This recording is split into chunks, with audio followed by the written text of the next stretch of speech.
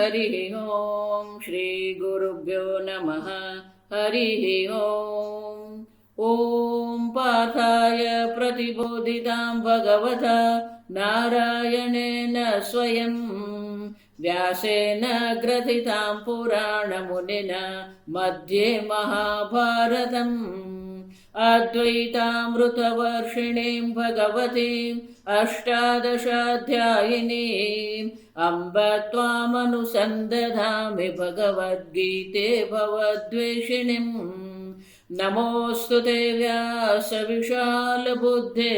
पुल्लारविन्दायतपात्रनेत्र येन त्वया भारततैलपूर्णः प्रज्वालितो ज्ञानमय प्रदीपः प्रपन्नपारिजाताय स्तोत्रवेत्रैकपाणये ज्ञानमुद्राय कृष्णाय गीतामृतदुहे नमः। सर्वोपनिषदो गावः दुग्धा गोपालनन्दनः पार्थो वत्स सुधीर्भोक्ता दुग्धं गीतामृतं महत् वसुदेवसुतं देवं कंसचाणूरमर्दनं देवकी परमानन्दं कृष्णं वन्दे जगद्गुरुं भीष्मद्रोण तथा जयद्रथजला गान्धारनीलोत्पला शल्यग्रहवती कृपेण वहने कर्णेन वेलाकुला अश्वत्थामविकर्णघोरमकर दुर्योधनवर्तिने सोत्तीर्णा खलु पाण्डवैरणनदी कैवर्तकः केशवः पाराशर्यवचः सरोजममलं गीतार्थगन्धोत्कटम् नानाख्यानककेसरं हरिकथा सम्बोधनाबोधितम् लोके सज्जन षट्पदैरहरः पेपीयमानं मुदा भूयाद् भारत पंकजं कलिमल प्रध्वंसिन श्रेयसे मूकं करोति वाचालं पंगुं लङ्घयते गिरिं यत्कृपातमहं वन्दे परमानन्दमाधवम् यं ब्रह्मा वरुणेन्द्र रुद्रमरुतः स्तुन्वन्ति दिव्यैस्तवैः वेदैः साङ्गपदः क्रमोपनिषदैः गायन्ति यन्सामगाः ध्यानावस्थिततद्गतेन मनसा पश्यन्ति यं योगिनः यस्यान्तन्न विदुः सुरासुरगणाः देवाय तस्मै नमः। ॐ सहना भवतु सहनौ भुनक्तु सह वीर्यं करवावहै तेजस्विनावधीतमस्तु मा विद्विषावहै। ॐ शान्ति शान्ति शान्तिः। नष्टो मोहस्मृतिर्लब्धा नष्टो मोहस्मृतिर्लब्धा त्वत्प्रसादान्मयाच्युत त्वत्प्रसादान्मयाच्युत स्थितोऽस्मि गतसन्देहः स्थितोऽस्मि गतसन्देहः करिष्ये वचनं तव करिष्ये वचनं तव। ભગવાને કહ્યું યથેચ્છસી તથા કુરુ. અર્જુન કહી રહ્યો છે કરીષ્ય વચનં તવ. કેમ? તત્પ્રસાદાત કૃતાર્થઃ ન મમ કર્તવ્યમસ્તિ. એક વાર જેને બ્રહ્મ જ્ઞાન થઈ ગયું તસ્ય કાર્યમ ન વિદ્યતે ન મમ કર્તવ્યમ. કૃતાર્થ કૃતમ સર્વમ જહમ. કૃતાર્થ એટલે કે જેને હવે કંઈ કરવાનું બાકી જ નથી. એ કૃતકૃત્યતાનો અનુભવ આપણને પણ થવો જોઈએ. કૃતકૃત્યતા એટલે કે કંઈ પણ કરવાનું બાકી નથી, કંઈ ભોગવવાનું બાકી નથી, કંઈ મળવાનું બાકી નથી, કંઈ છોડવાનું બાકી નથી. આમ અર્જુન કહે છે કૃતાર્થ અહમ. અને એક વાર જે કૃતાર્થ થઈ ગયો એને પછી કોઈ કર્તવ્ય કર્મ છે જ નહીં. અને એટલા માટે કરીશ્ય વચનં તવ. ભગવાન તમે જે પ્રકારે કહેશો એ પ્રકારે જ હું કરીશ. આમ આ પ્રકારે જો આ સમજો, આ ગુરુ અને શિષ્યનો સંવાદ છે. શ્રી કૃષ્ણ ગીતાચાર્ય છે, અર્જુન શિષ્ય છે. ભગવાને સ્પષ્ટ રૂપે કીધું ઇદમ ગુહ્યતરમ જ્ઞાનમ ગુહ્યમ ગુહ્યતરમ જ્ઞાન. આ અત્યંત ગહન જ્ઞાનનો મેં તને ઉપદેશ કર્યો. વિમૃશ્ય એ તત, આના પર વિચાર કરીને ચિંતન મનન કરીને યથેચ્છ સિદ્ધ થાતું. ગુરુ અહીંયા આજ્ઞા નથી કરતા આમ કરો. વૈદિક સંસ્કૃતિ જેને કહીએ, વેદાંત જેને કહીએ, એ 10 કમાન્ડમેન્ટ્સ નથી. આ સમજો, બધાને એક જ લાકડી હાંકવાના નહીં. ભગવાન શ્રી કૃષ્ણ અર્જુનને કોઈ આદેશ જ નથી કરતા. યથેચ્છ સિદ્ધ થાતું મુક્ત છે. આવી આજકાલ જે બધા સંપ્રદાયો ચાલે એટલા બધા નિયમો, આમ કરવાનું, આમ નહીં કરવાનું, અહીંયા નહીં જવાનું, ત્યાં નહીં જવાનું, આને સંપ્રદાય તમને બાંધવા માટે નથી. સંપ્રદાય તમને બાંધવા માટે નથી. સંપ્રદાય તમને મુક્ત કરવા માટે. બંધાઈને જ રહેવાનું હોય તો પછી સંપ્રદાય જ નથી. યથેચ્છ સિદ્ધ થા ગુરુ. અને અર્જુન કહે છે મારે કઈ કરવાનું બાકી રહ્યો જ નથી મારા માટે. એટલે મને કઈ કરવાનું નથી, તમે જે કહેશો હું કરીશ. મારા તરફથી કઈ કરવાનું બાકી નથી, એટલે તમે જે કહેશો હું કરીશ. હા, બીજા અધ્યાયના 11મા શ્લોકથી અશોચ્યાનન્વશોચસ્ત્વમ ત્યાંથી આરંભ કરીને આ 73મા શ્લોક પર્યંત 18મા અધ્યાયના 73મા શ્લોકમાં શું છે? પરિસમાપ્ત શાસ્ત્રાર્થ. પહેલો અધ્યાય પણ શું છે? સંગતિ છે. કેવા સંજોગો ઉભા થયા, કેવા સંજોગોમાં અર્જુનના મનમાં કેવા પ્રકારનું પરિવર્તન આવ્યું, અને એ પરિવર્તનને અનુરૂપ ભગવાન કેવી રીતે એની સાથે વર્તે છે, અને છેવટે અર્જુનને કેમ ખબર પડે છે. ભગવાન આદિ શંકરાચાર્યજી પણ અશોચ્યાનંદ શોચસ્વ એ શ્લોકથી જ ભાષ્યનો આરંભ કરે. આગળ જે છે ઇદાનીમ કથા સંબંધ પ્રદર્શનાર્થમ, આગળ જે છે કથા સમજણ.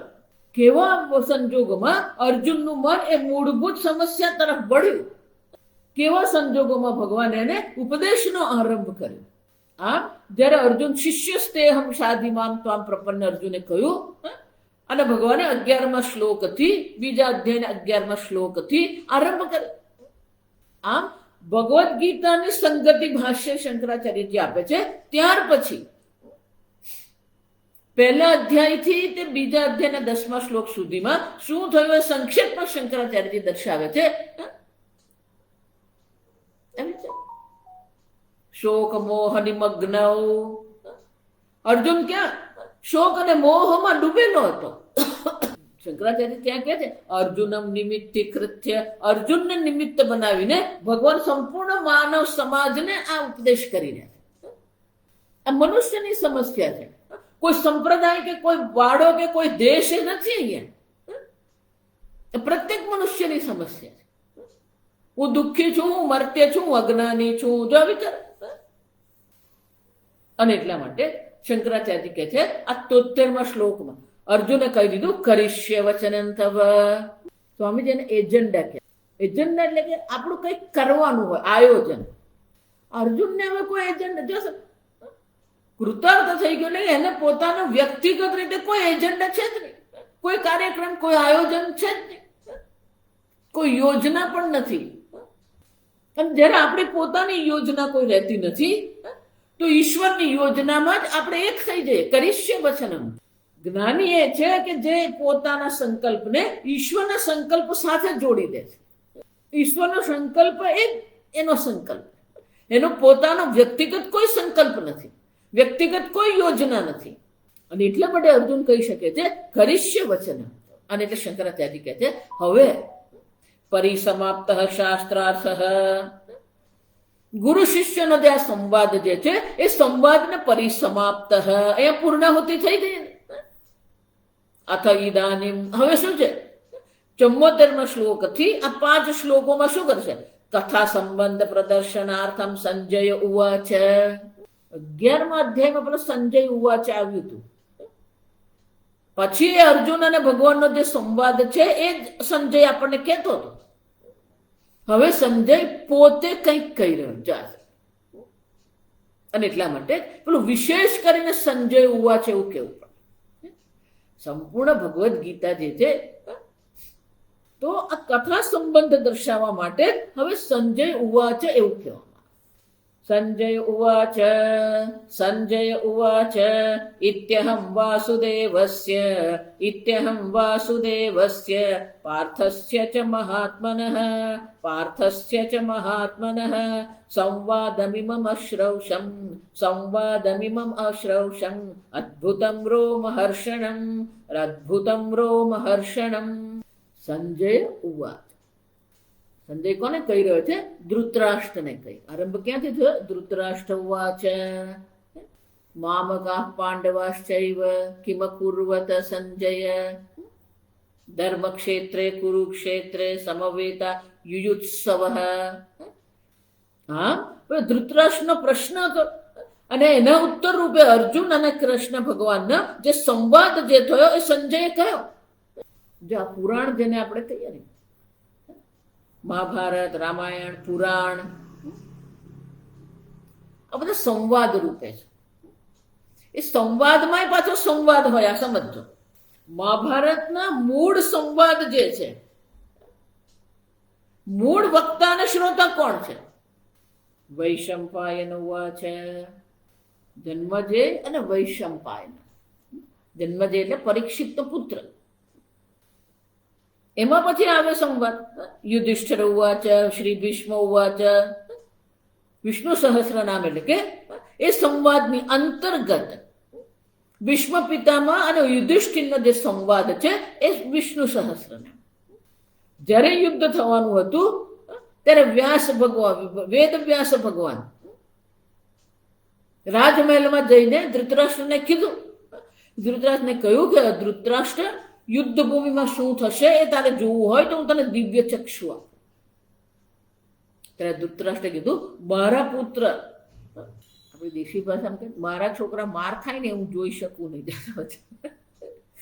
કે આ યુદ્ધ હું નહીં જોઈ શકું. મારો મંત્રી સંજય છે એને તમે આ દિવ્ય ચક્ષુ આપો. અને એટલા માટે મંત્રી સંજય પાસે દિવ્ય ચક્ષુ હતા અને ત્યાં રાજમહેલમાં બેઠા બેઠા સંજય બધું વર્ણન કરતો હતો ધૃતરાષ્ટ્ર. એ વર્ણનની અંતર્ગત આવે આ ભગવદ્ ગીતા. તો સંજય અને ધૃતરાષ્ટ્રનો જે સંવાદ છે એની અંતર્ગત હવે કોનો સંવાદ છે? શ્રી કૃષ્ણ અર્જુન સંવાદયોહો આવે છે. આમ સંજય અને ધૃતરાષ્ટ્રની સંવાદની અંતર્ગત જ આ શ્રી કૃષ્ણ અને અર્જુનનો સંવાદ છે. અને એ અર્જુનનો જે સંવાદ જે છે એ સંવાદની અહીંયા શું થઈ ગઈ? પરિસમાપ્ત શાસ્ત્રાર્થ કરિષ્ય વચનમ તમ. અહીંયા આ પૂર્ણાહુતિ થઈ ગઈ. એ સંવાદ અહીંયા પૂરો થઈ ગયો. જો સમજ. એટલે વળી પાછો પેલો જે સંબંધ જે છે ને ધૃતરાષ્ટ્ર અને સંજયનો, એ ફરીથી અહીંયા જોડવામાં. એટલે શંકરાચાર્ય કહેતે કથા સંબંધ પ્રદર્શનાર્થમ સંજય ઉવાચ. ધૃતરાષ્ટ્ર અને સંજયનો જે સંવાદ થઈ રહ્યો હતો એ સંવાદને હવે આગળ આપણે વધારીએ તો પેલો સંજય ઉવાચ એવું કેવું પડે. અને સંજય ધૃતરાષ્ટ્રને શું કહી રહ્યો છે? ઇતિ અહમ વાસુદેવસ્ય પાર્થસ્ય ચ મહાત્મનઃ સંવાદમ ઇમમ. હે ધૃતરાષ્ટ્ર, હે રાજા, અહમ વાસુદેવસ્ય, ભગવાન વાસુદેવ શ્રી કૃષ્ણ, કુંતી પુત્ર પાર્થ અર્જુન, વાસુદેવનો અને પાર્થ અર્જુનનો મહાત્મનઃ સંવાદમ ઇમમ યથોક્તમ અશ્રૌષમ શ્રુતવાન અસ્મિ. આ પ્રકારે આ અર્જુન અને શ્રી કૃષ્ણનો સંવાદ મેં સાંભળ્યો. અને સંવાદ કેવો છે? ઇમમ સંવાદમ અદ્ભુતમ રોમહર્ષણમ. સંજય કહી રહ્યો છે કે આ સંવાદ અદ્ભુત છે. આપણને અદ્ભુત લાગ્યો. અદ્ભુતમ શંકરાચાર્યનો અર્થ આવે છે અત્યંત વિસ્મયકરમ. અદ્ભુત ક્યારે કહેવાય? સમજ. પહેલા જે આપણે જોયું નથી, પહેલા આપણે જે સાંભળ્યું નથી, એ જ્યારે આપણે જોઈએ કે સાંભળીએ અને અદ્ભુત કહેવામાં આવે. અને એને કારણે શું થાય છે? અત્યંત વિસ્મયકરમ, અત્યંત વિસ્મયકારક છે, આશ્ચર્ય છે. જાણતો આશ્ચર્ય શબ્દનો અર્થ શંકરાચાર્ય બીજા અધ્યાયમાં આપે છે. પૂર્વ અદ્રષ્ટાની, પહેલા જોયું જ નથી, આ પહેલા સાંભળ્યું જ નથી. હા, આ જયારે આપણે શ્રવણ કરીએ છીએ, આપણે આશ્ચર્ય થવું જોઈએ, આપણે વિસ્મય થવો જોઈએ, જે બીજે ક્યાંય સાંભળવા નથી મળતું.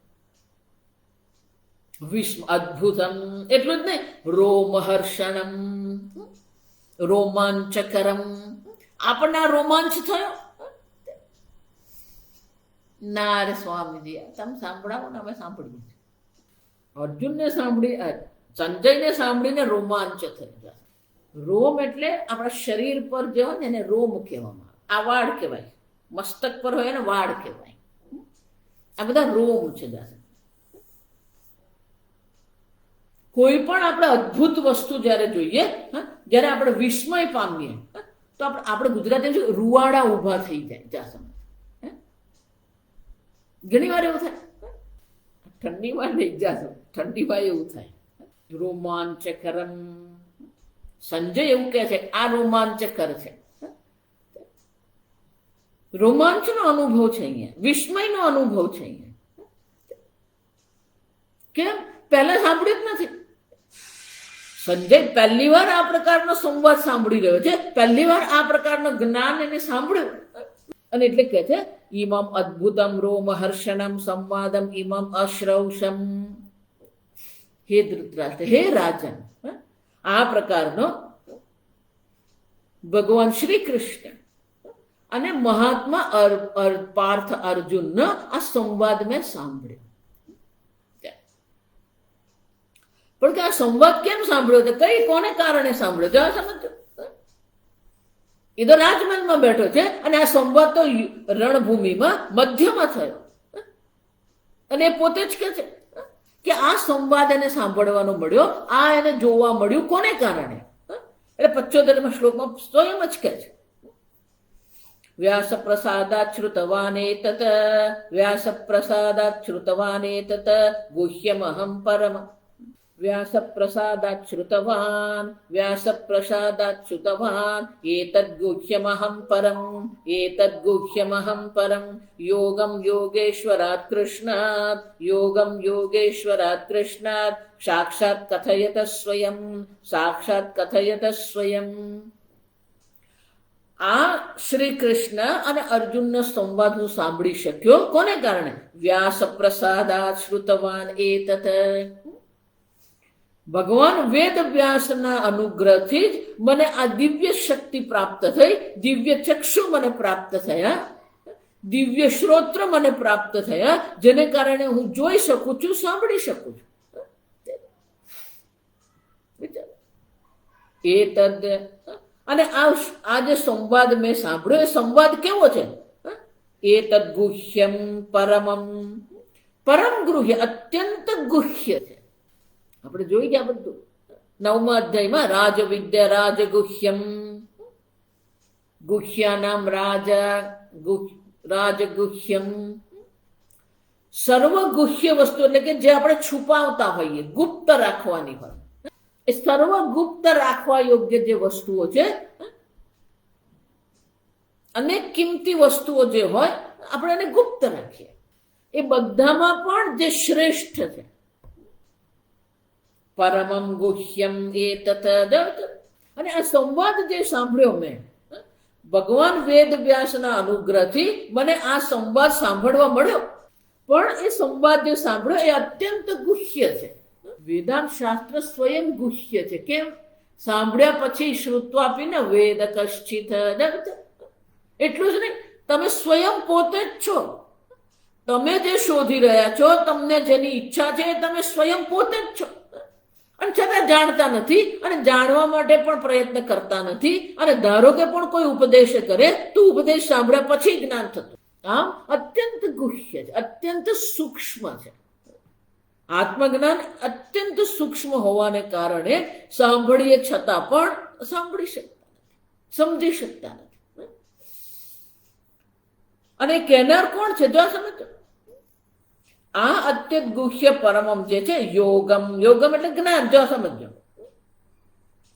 યોગ એટલે અહીં અષ્ટાંગ યોગ નથી લેવાનું. ભગવાન આગળ કહી ગયા એતદ જ્ઞાનમ. આ જે બ્રહ્મ જ્ઞાનનો ભગવાને ઉપદેશ જે કર્યો, બ્રહ્મ વિદ્યાનો જે ઉપદેશ કર્યો, ઇમમ પરમમ ગુહ્યમ યોગમ. અને કહેનાર કોણ છે? યોગેશ્વરાત કૃષ્ણ. સાક્ષાત સાક્ષાત શ્રી કૃષ્ણ જે યોગેશ્વર છે, એમના મુખે અમે એમના મુખે મેં આ શ્રવણ કર્યું. ગીતા સુગીતા કર્તવ્યા કિમન્ય શાસ્ત્ર વિસ્તરૈ.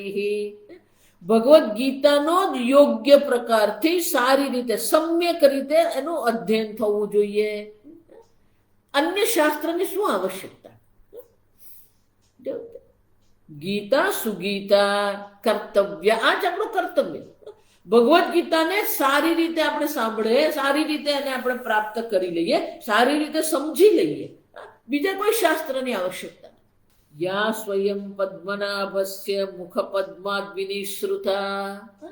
સ્વયં પદ્મનાભ નારાયણ ભગવાન જે છે, એમના મુખ પદ્મ, મુખ કમળમાંથી જ આ નીકળેલી ગીતા છે. વિનિશ્રુતા, વિનિશ્રુતા એટલે સહજ રીતે જ એ નીકળી. સંજય કહે છે સાક્ષાત યોગેશ્વરાત કૃષ્ણાત.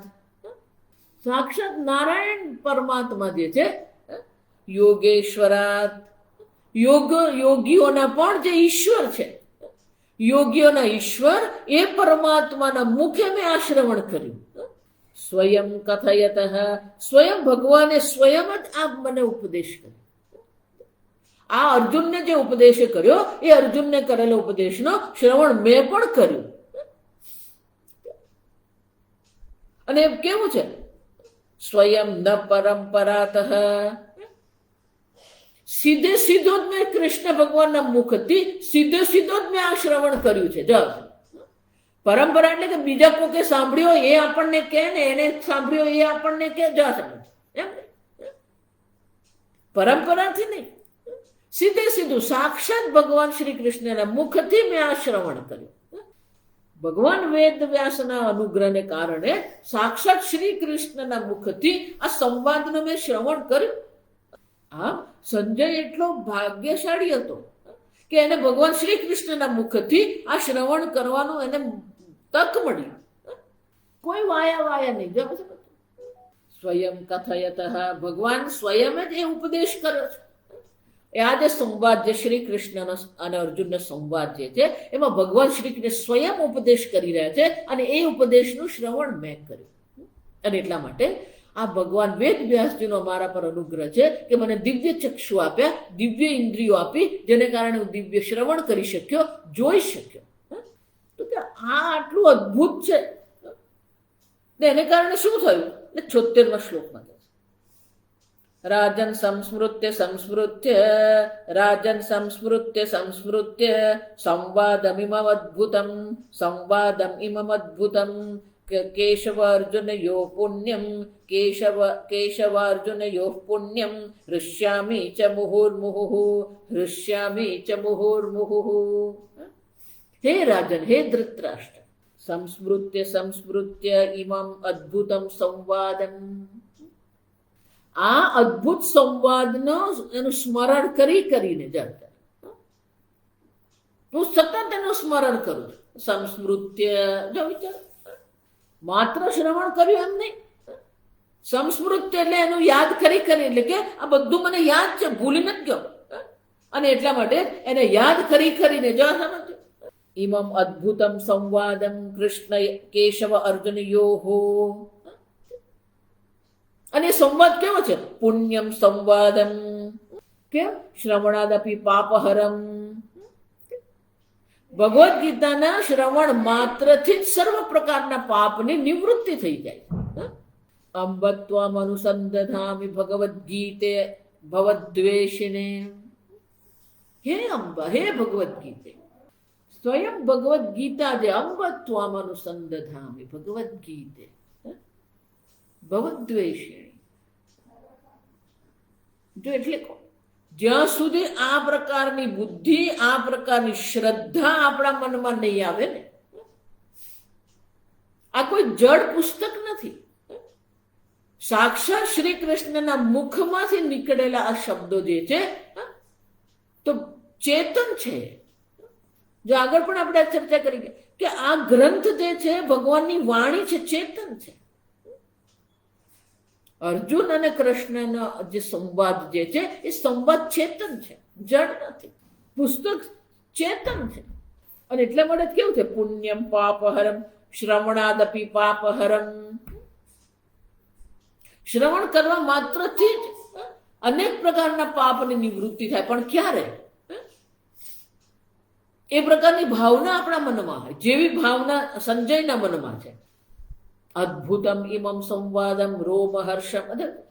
જેવી ભાવના સંજયના મનમાં હતી, જેવો ભાવ સંજયના મનમાં હતો, એવો ભાવ આપણા મનમાં પણ આવે તો આપણા પણ સર્વ પાપની નિવૃત્તિ થઈ જાય. પુણ્યમ શ્રવણ માત્ર શ્રુત્વા, જો સમજો, શ્રવણ માત્રથી જ જો પાપની નિવૃત્તિ થતી હોય તો એને જો આપણે સ્મરણ કરીએ, એનું ચિંતન મનન કરીએ, આગળ ભગવાન એટલે કઈ જ આ પ્રકારે જ્ઞાન યજ્ઞ ઇષ્ટમયા, જે આ પ્રકારથી શ્રવણ કરે છે એનું પણ કલ્યાણ થાય છે, અને જે શ્રવણ કરાવે છે એનું પણ કલ્યાણ થાય. આ અદ્ભુત સંવાદ છે, અત્યંત ગહન સંવાદ છે, અત્યંત ગહન અદ્ભુત સંવાદ છે. સાંભળવા માત્રથી જ પાપની નિવૃત્તિ. પણ આપણે તો બધામાં જ શંકા કરવાની યાદ, માતાજી મારા તો કોઈ પાપ દૂર થાય ને એવું લાગતું જ નથી. આટલા વર્ષોથી સાંભળું છું કંઈ થતું જ નથી. એમાં વાંક ગીતામાં નથી. આ સમજો, આગળ જોઈ ગયા, આપણા વ્યક્તિત્વનું નિર્માણ કરવાનું, આપણામાં એ પાત્રતા છે, આપણામાં એ લાયકાત, યોગ્યતા, અધિકારીત્વ છે. આપણે ગુજરાતી પીળીઓ કહી, પીળીઓ એટલે પિત્ત રોગ. પેલો પિત્ત રોગ થયો હોય ને તો ખાંડ પણ કડવી લાગે. એમ ભવરોગ છે, જાણતા? આ ભવરોગ, ભવરૂપી રોગ, સંસાર રોગ આપણને થયો છે. અને સંસાર રોગને કારણે શું થાય છે? આટલો અદ્ભુત સંવાદ પણ આપણને કઈ અસર નહીં પડે. જો નકારાત્મક નથી, આ સમજો, વાસ્તવિકતાની વાત કરો. જેવો રોમાંચ સંજયને થઈ રહ્યો છે, જેવો અદ્ભુત સંજયને લાગી રહ્યું છે, એવું અદ્ભુત આપણને લાગે છે ખરું? એ પ્રકારની શ્રદ્ધા આપણામાં છે, એ પ્રકારના તત્પરતા છે આપણામાં. અને એટલા માટે પુણ્યમ હૃષ્યામી ચ મુહુ મુહુ, હૃષ્યામી મુહુ, ફરી ફરી હું આનંદિત થઈ રહ્યો છું. મારા મનમાં અત્યંત આનંદની અનુભૂતિ છે. અને એ જે આનંદની અનુભૂતિ છે એને કારણે જ આ રોમાંચ મને થઈ રહ્યો છે. એ અદ્ભુત જે છે એ આનંદની અનુભૂતિ છે. મુહુ મુહુ પ્રતિક્ષણમ, શંકરાચાર્ય કહે છે પ્રતિક્ષણ એ આ સંવાદનું સ્મરણ કરતો રહે છે. દ્વિવચન, બે દ્વિ, સંસ્મૃત્ય સંસ્મૃત્ય, સ્મરણ કરી કરીને ફરી ફરી હું એનું સ્મરણ કરું છું, અને એનું સ્મરણ કરીને મારા મનમાં અનેક અદ્ભુત આનંદની અનુભૂતિ છે. રોમહર્ષણ હૃષ્યામી ચ, પ્રતિક્ષણ એ આનંદની અનુભૂતિ મને થઈ રહી છે. પ્રતિક્ષણ મારા હૃદયમાં એ આશ્ચર્યની અનુભૂતિ. આમ આ જે સંવાદ છે એનું સ્મરણ કરી કરીને હું રોમાંચ તો અનુભવી જ રહ્યો છું, વિસ્મય તો થઈ જ રહ્યું છે મને. પણ એક બીજા વિશેષ પ્રકારનું પણ મને સ્મરણ છે, વિશેષ પ્રકારનો પણ રોમાંચ છે મને. એ કયો છે?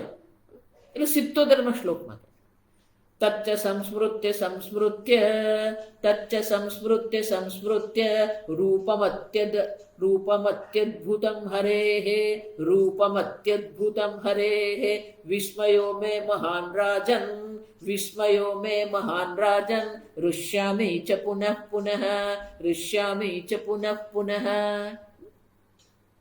તચ્ચ, તચ્ચ એટલે કે આ કારણથી પણ સંસ્મૃત્ય સંસ્મૃત્ય, રૂપમ અતિ અદ્ભુતમ હરેઃ. 11મા અધ્યાયમાં જે વિરાટ દર્શન કરાવે એટલે સંજય કહે છે એ ભગવાનનું જે અદ્ભુત વિરાટ સ્વરૂપ હતું એનું પણ સ્મરણ કરીને હું રોમાંચ અનુભવી રહ્યો. એ વિરાટ સ્વરૂપના દર્શન મેં કર્યા, ભગવાને અર્જુનને કરાવ્યા, પણ સાથે સાથે મને પણ એ વિરાટ સ્વરૂપના દર્શન થયા. અને એ વિરાટ સ્વરૂપના વિશ્વરૂપ દર્શન ભગવાને જે કરાવ્યું એનું પણ હું સ્મરણ, રૂપમ અદ્ભુતમ હરે, ભગવાન હરિનું નારાયણનું એ અદ્ભુત રૂપના સ્મરણ કરીને હું રોમાંચ અનુભવી રહ્યો. વિસ્મયો મેં, અને એના આશ્ચર્ય જ છે મારા મનમાં. એક સામાન્ય દિવ્ય ચક્ષુથી મને એ વિરાટના દર્શન થયા, એનું પણ હું સ્મરણ કરીને આશ્ચર્ય અનુભવું છું. વિસ્મયમ મે મહાન રાજન ઋષ્યામી છે પુનઃ પુનઃ, ફરી ફરી હું એ આનંદની અનુભૂતિ કરી રહ્યો છું, ફરી ફરી મારા મનમાં એ રોમાંચનો અનુભવ છે. શંકરાચાર્ય કહે કિમ બહુના, 3 શ્લોકમાં સંજય કહે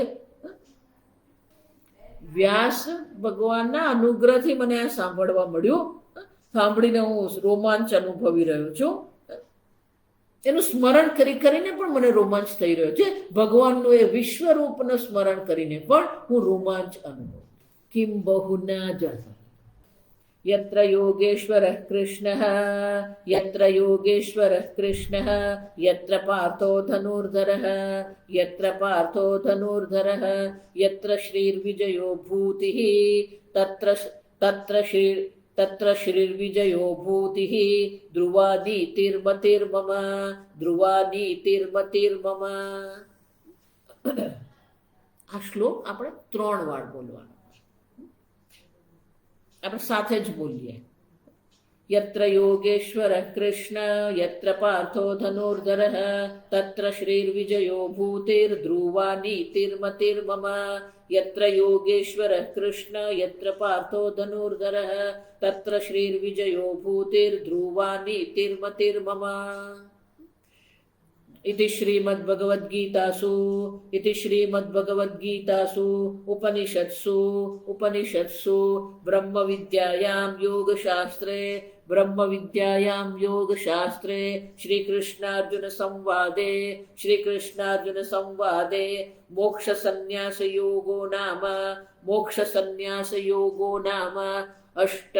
अष्टादशोऽध्यायः. सर्वधर्मान् परित्यज्य मामेकं शरणं व्रज अहं त्वा सर्वपापेभ्यः मोक्षयिष्यामि मा शुचः.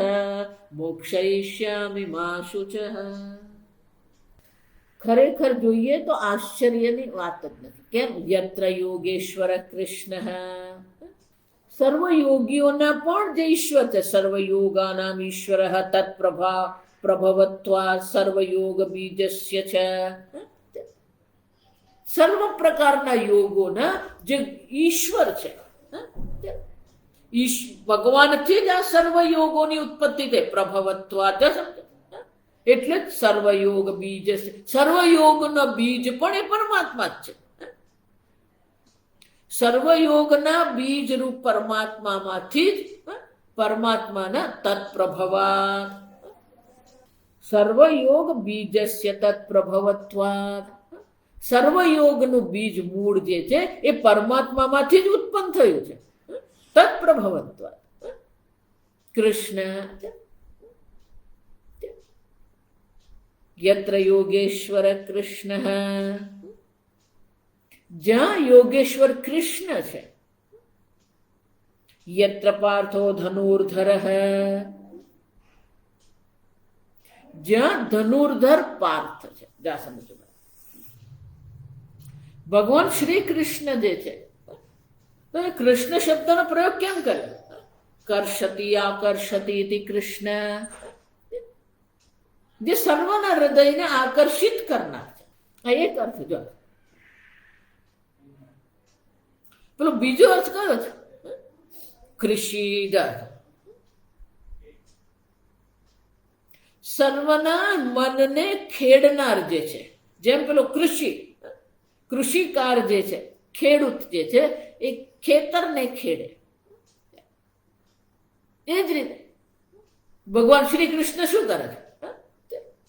આપણા હૃદયને ખેડે છે, આપણા હૃદયને સંસ્કૃત કરે છે. કઈ જ નહીં ને તો કૃષ્ણ કૃષ્ણ કરતા. હા, એ કૃષ્ણ કૃષ્ણ કરીએ તોય આપણું કલ્યાણ થાય. કેમ? યોગેશ્વર કૃષ્ણ, યોગેશ્વર છે, સર્વયોગોના ઈશ્વર જે છે. હા, સાક્ષાત નારાયણ છે. અને એ સાક્ષાત નારાયણના મુખથી જ આ ભગવદ્ ગીતાનો સંવાદનો આપણે શ્રવણ કર્યું.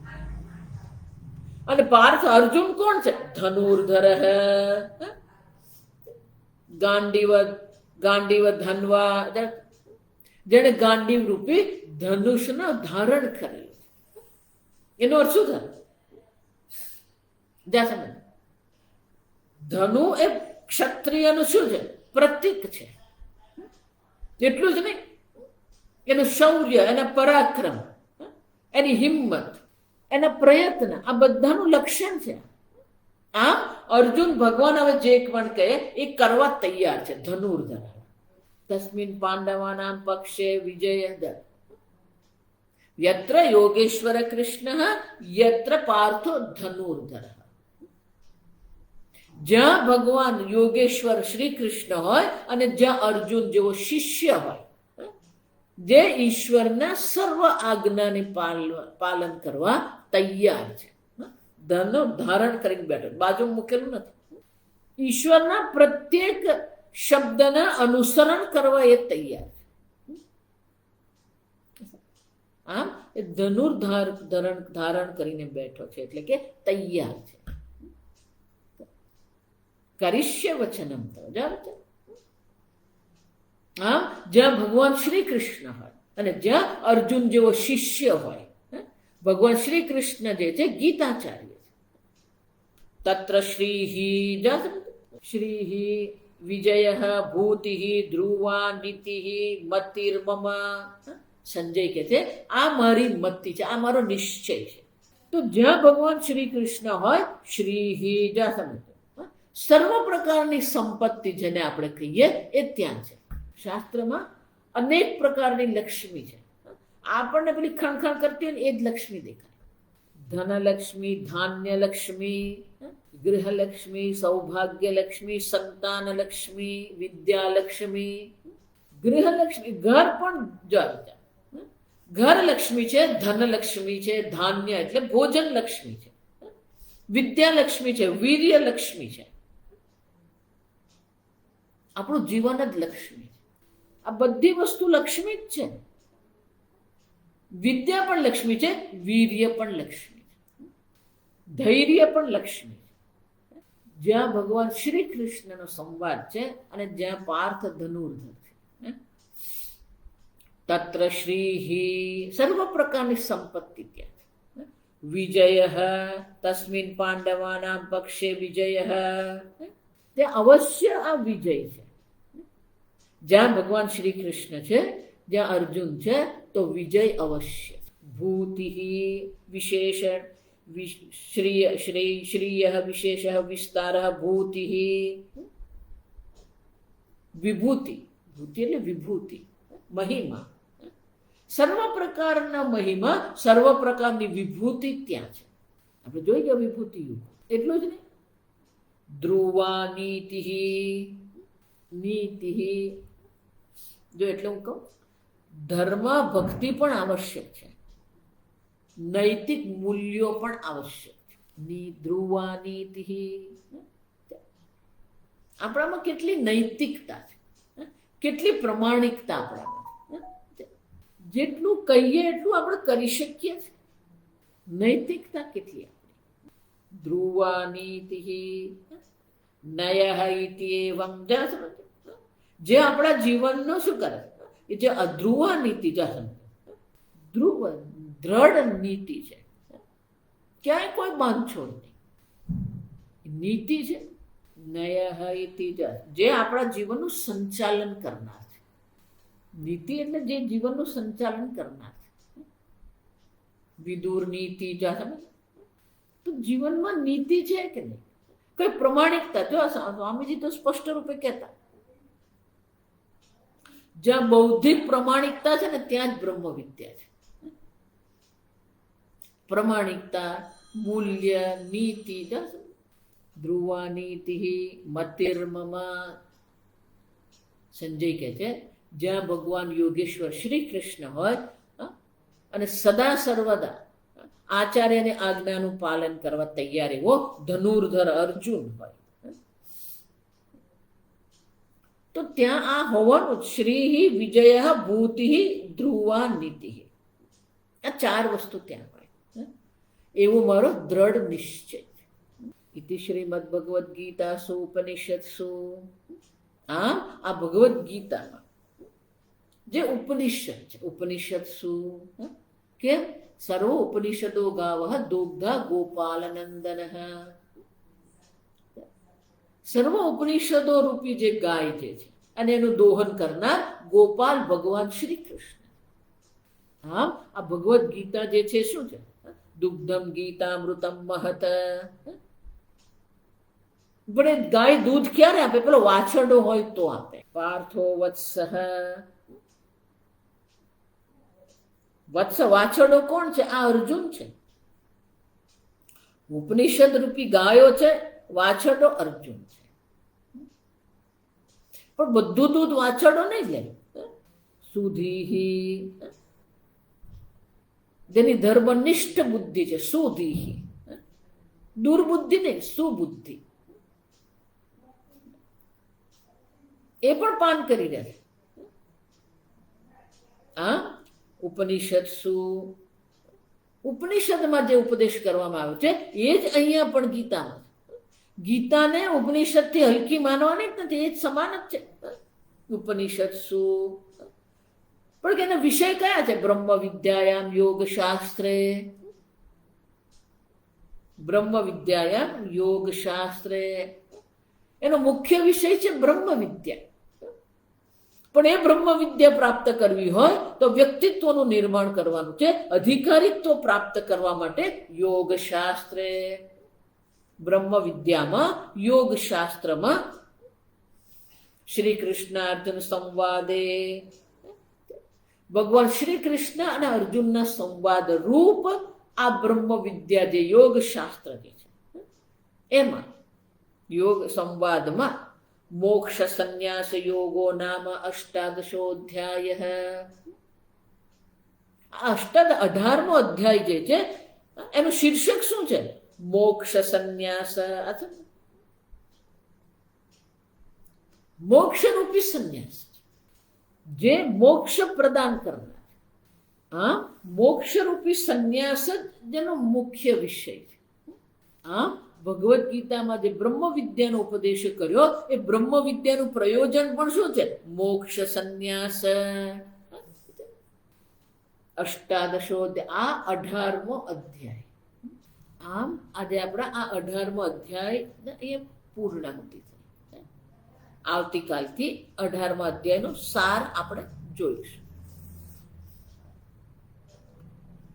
ઓમ સ્વસ્તિ પ્રજાભ્યઃ પરિપાલયન્તામ ન્યાયેન માર્ગેણ મહિં મહિષાઃ ગોબ્રાહ્મણેભ્યઃ શુભમસ્તુ નિત્યં લોકા સમસ્તા સુખિનો ભવન્તુ કાલે વર્ષતુ પર્જન્યઃ પૃથ્વી સસ્યશાલિની દેશોऽયં ક્ષોભરહિતઃ બ્રાહ્મણા સन्तુ નિર્ભયાઃ. ઓમ સર્વેષાં સ્વસ્તિર્ભવતુ, સર્વેષાં શાંતિર્ભવતુ, સર્વેષાં પૂર્ણં ભવતુ, સર્વેષાં મંગલં ભવતુ, સર્વે ભવन्तુ સુખિનઃ, સર્વે સन्तુ નિરામયાઃ, સર્વે ભદ્રાણિ પશ્યन्तુ મા કશ્ચિદ દુઃખભાગ ભવેत्. અસતો મા સદ્ગમય, તમસો મા જ્યોતિર્ગમય, મૃત્યોર્મા અમૃતંગમય. ઓમ પૂર્ણમદઃ પૂર્ણમિદં પૂર્ણાત પૂર્ણમુદચ્યતે પૂર્ણસ્ય પૂર્ણમાદાય પૂર્ણમેવાવશિષ્યતે. ઓમ શાંતિ શાંતિ શાંતિ. હરિ ઓમ. શ્રી ગુરુભ્યો નમઃ. હરિ ઓમ.